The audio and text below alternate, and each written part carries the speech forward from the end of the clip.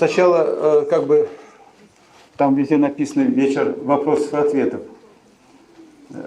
Какой-то вопрос такой интересный. Задайте, пожалуйста. Интересно, а когда нет у человека ресниц? Моей родственницы вообще нет ресниц. Вы знаете, вот ресницы, конечно, я не говорю за 100%, но если взять из 10, у 9 или у 8, когда ресниц нет, это говорит о том, что проблема почечного характера. Ведь дело в том, что когда есть такое понятие, как рефлексия. Что такое рефлексия? Это связь органа патологичного с той участкой или с тем участком ткани, которая как представительная зона.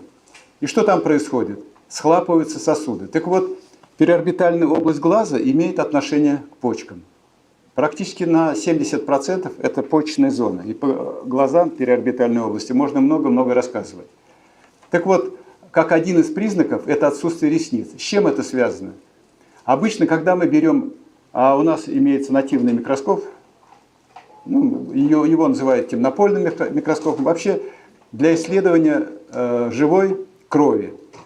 И мы смотрим там, как выглядят лейкоциты, как эритроциты, нет ли хиноцитов, нет ли пейкилоцитов. То есть мы судим о состоянии крови, естественно, смотрим, сколько грибков, есть ли там какие-то личиночные формы.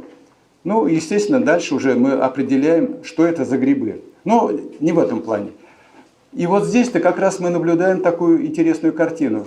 Если с почками проблемы, а в данном случае, будем говорить, и левое, и правое в какой-то степени взаимозаменяемые, но обычно почечная проблема вызывает изменение, схлапывание сосудов, нарушение микроциркуляции в периорбитальной области глаза. И как производная меняется pH этой среды. И если взять ресничку, выдернуть у любого из нас сидящих, то по количеству клеща демодекса можно определить, сколько времени страдает человек патологиями. То есть создалось как бы своеобразное удобрение. Представьте, попытайтесь посадить дерево в пустыне. Очень сложно, оно не прорастет только по одной причине. Земля не соответствует.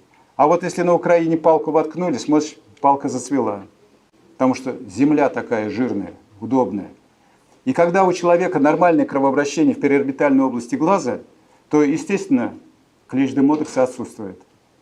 И, естественно, когда мы выдернули ресничку и посмотрели, ага, там бывает клещ на клеще. Так вот, этот клещ часто подстригает реснички, делает их полное отсутствие. И поэтому это как один из признаков того, что с почечными структурами что-то происходит.